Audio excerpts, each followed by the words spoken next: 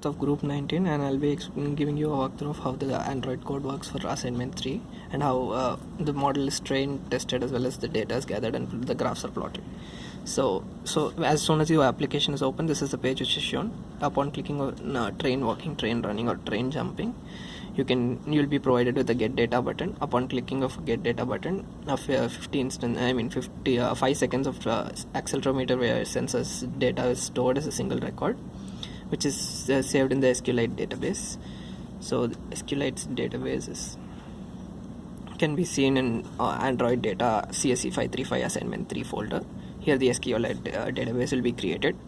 Once the SQLite database is created, you can use train using SVM to train the model on the specified data. Upon selection of train using SVM, you will be the entire model will be trained, and the measured accuracy will be shown below. As shown, it is 81.97 or 60. So each once the cross validation is done and the accuracy is showed, you can also see the SVM parameter details which is requested here. This is the probability, the gamma value, regularization constant, all the parameters which are used for training the model is mentioned here. So once all of this is done, you can view the 3D plot of the data which has been classified as running, jumping, or walking upon selection of the view 3D plot button. So this is the 3D plot is generated. Here the green lines, you can see the tagging. Walking is represented as the red ones, running is the points which is represented in green, and the jumping are the points represented in blue. So this is the spread of the different points which is stored in the database, and these are the 3D. This is the 3D plot which is generated. So yeah, this is how the system works, and my friends will be going through the code. Hi, my name is Harish. So I'll be explaining on how the OnCreate and data gathering is taking place. So once the application has been loaded, inside the OnCreate function, you will have the three buttons will be displayed, such as the walk, get data for walking, get data for running, and get data for jumping. So once those buttons, either of the buttons are clicked, let's say that the get data button for walking is clicked, the get data for walking button is displayed, which will schedule a my task timer. So this my task timer is actually after it takes the accelerometer data for 5 seconds, and once the 5 seconds are completed, a toaster message will pop up saying the required data has been taken. See these. According to the requirement, we take 20 such instances of these data for each walk, run, and jump. So other functionalities will be explained by Pranav. My name is Pranav, and I'll be explaining the process where model is trained using SVM from the data which is gathered from the DB. So this is the train data, which is the button. So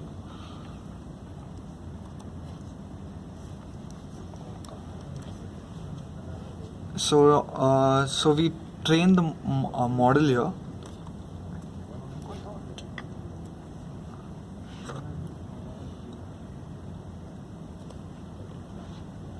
So initial k value is set to 4, which can be seen in line number 430. So we do a checking if the k value is between 3 and 5, since these are the requirements as mentioned. So if k value is not in 3 and 5, we just return. Then finally over here we get database from the we get the database and store it in a cursor.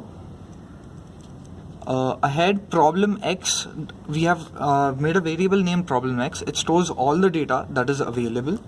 And test y is basically the actual or the gold standard or the true label. Here, we basically, for all the database entries that we have, we store them in a matrix. The columns of the matrix denotes the sensors. So we have 150 total sensor readings which is stored. After this, finally we train the SVM model. Every training, testing, and validation is performed from this step. After which, for SVM, we have to configure certain parameters which are defined over here, like these parameters of kernel type and degree, gamma. These parameters are set over here. Finally, for the trained model, we calculate the accuracy of the data. So accuracy is calculated over here, and we print out the accuracy, and this is how training using SVM model is done. This is Venkatakrishnan Karthikeyan, and I will be talking about plotting the 3D plot. On clicking the View 3D Plot button in the app, the plot activity loads the visualization.html in the onCreate method.